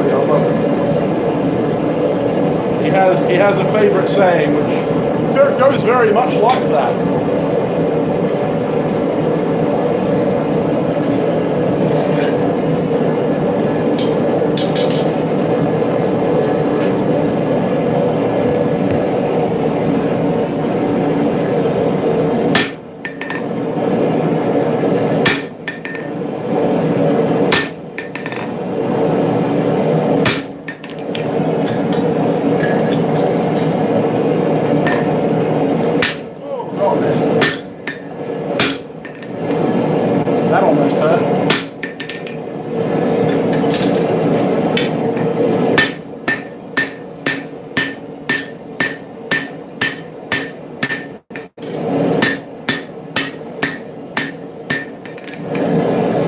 that's the isolation for my tank.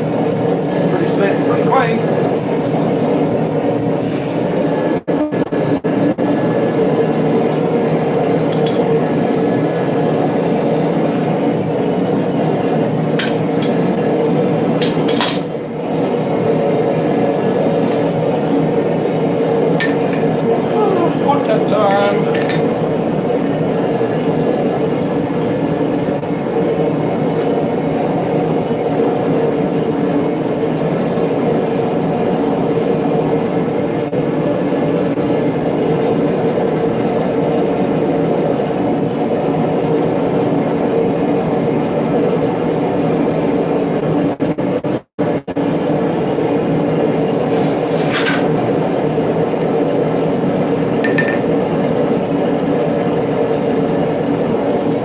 More than I need.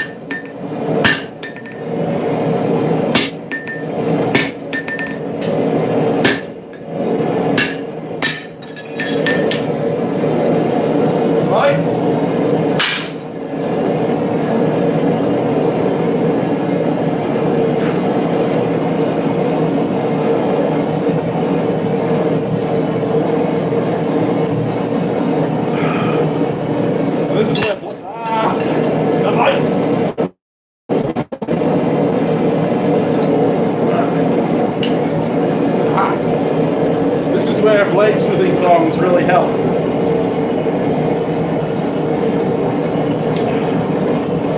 Oh, I love bladesmithing tongs.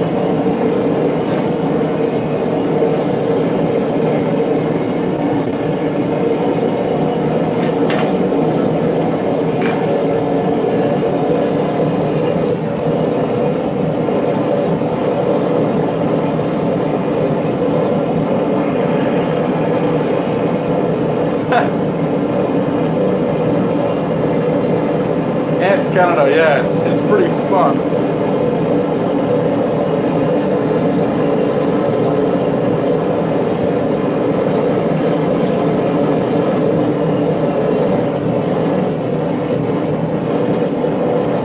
No, it's not old Tony. He's good though. I'm pretty sure it's AVA. Sticker device.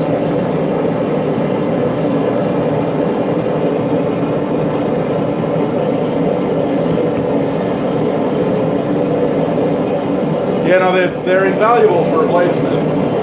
Hence bladesmithing tongs. Yeah, AVA. Couldn't remember the name, but yeah, he's friggin' hilarious. Can't get enough of the guy.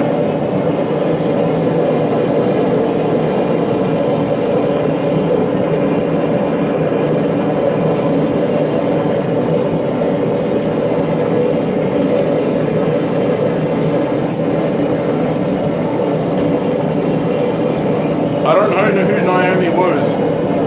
I don't know who Naomi Wu is. So. Yeah, I'm planning on making a split bit ones for thinner tanks, because these ones are for really big blades. I've got to tighten down the range a bit though. Get out the yeah.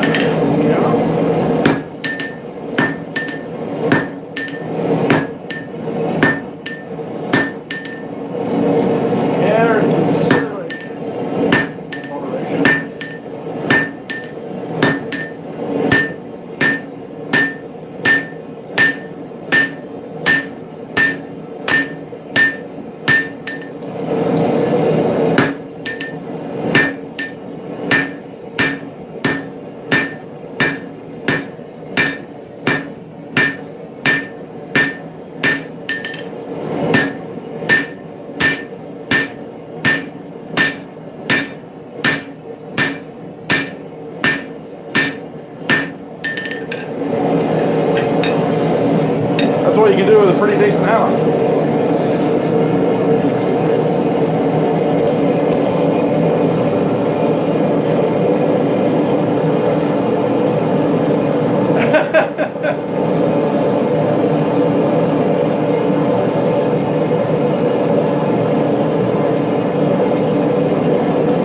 I don't even know who she is, so I won't pass judgment or comment.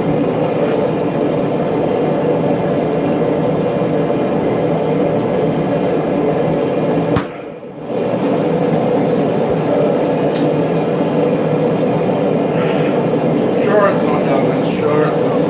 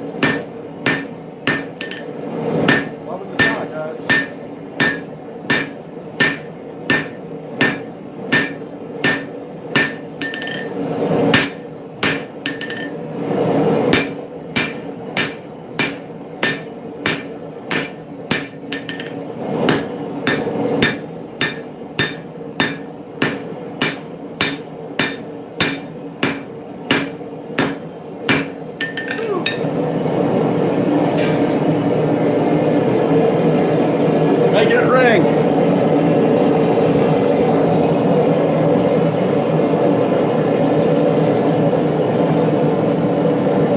Hey, Brian.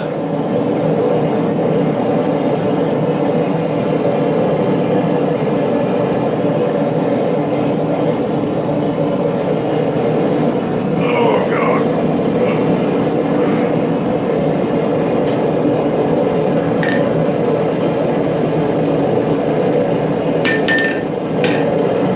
I'm not the smarts like you guys. I'm just swing hammer.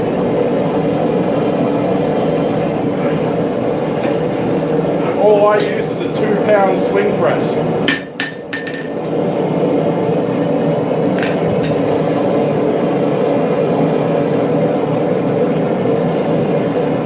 I really don't know what that wink is supposed to mean, Techron, and I'm really worried.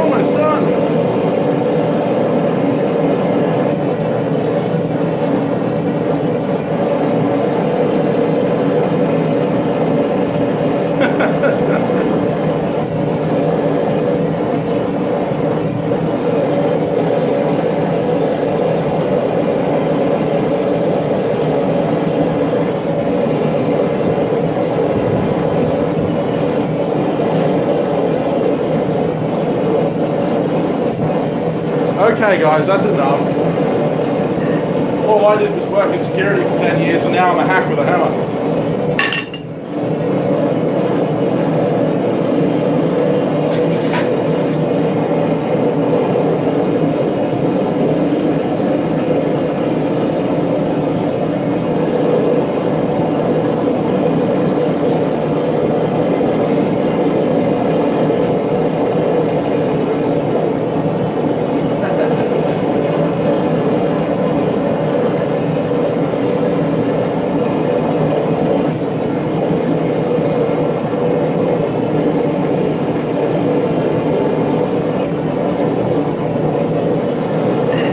That's true.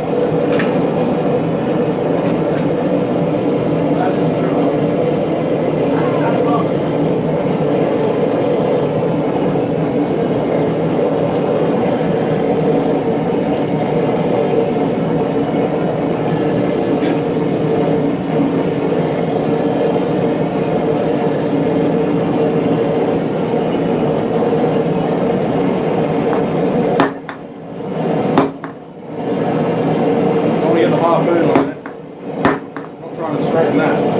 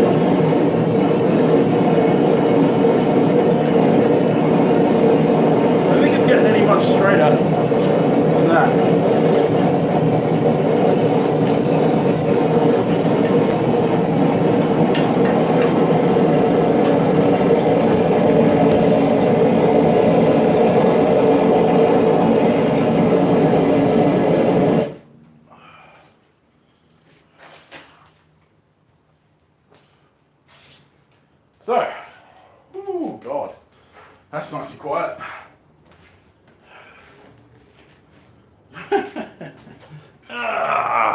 Right. So I was aiming for a 9-inch blade. I love it when a plan comes together. 9 inches on the noggin.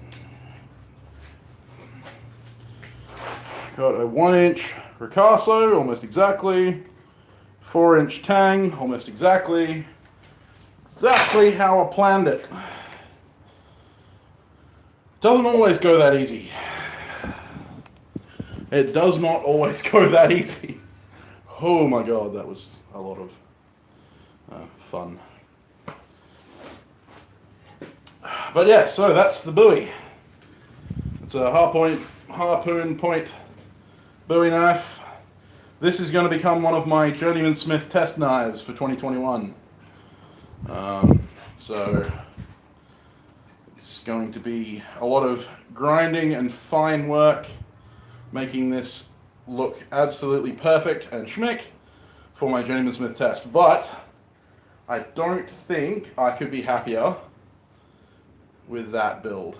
That is probably one of the nicest knives I've forged in quite a while. Yeah, harpoon points are one of my favorite kind of points. For those of you who've seen my company logo on my Facebook page or my Instagram, you notice that I do have a harpoon point blade underneath my logo. I forged this Bowie recently, and I'll let you guys in on a little secret. Right here, we can see the discoloration. That's where I had to weld it. I didn't actually have to weld the tang back on, but I snipped in so deeply that it still had cold shuts in there. So I welded those cold shuts shut with some high carbon welding rod. Hey Daniel! Yeah, Roy stole everyone from the streams. But you didn't miss much. There's the there's the blade. It's a 9-inch Bowie knife blade. The 4-inch tang. I'm loving the cleanliness of those shoulders. Almost perfectly square, ready to go. You know, I'm gonna need very little touch-up work in that area just to get that those shoulders perfectly square. Those butcher dies do an awesome job. Nice even edge thickness. Not sure if you can see that. It's probably about 2.5 mil thick. It's quite thick for most of the primal knives I do, but for a knife that I'm going to grind, finish, and polish, that's a good thickness. Forge thick, grind thin. That's why I am a bladesmith. That's what I specialize in. Occasionally, I make very pretty hammers. Occasionally. So, I'm glad you guys could all join me. I really appreciate it. Jeff and Techron, I appreciate the donations through Super Chat. I really do appreciate that, guys. That does go to help me. If you guys don't have a Super Chat or account or anything like that,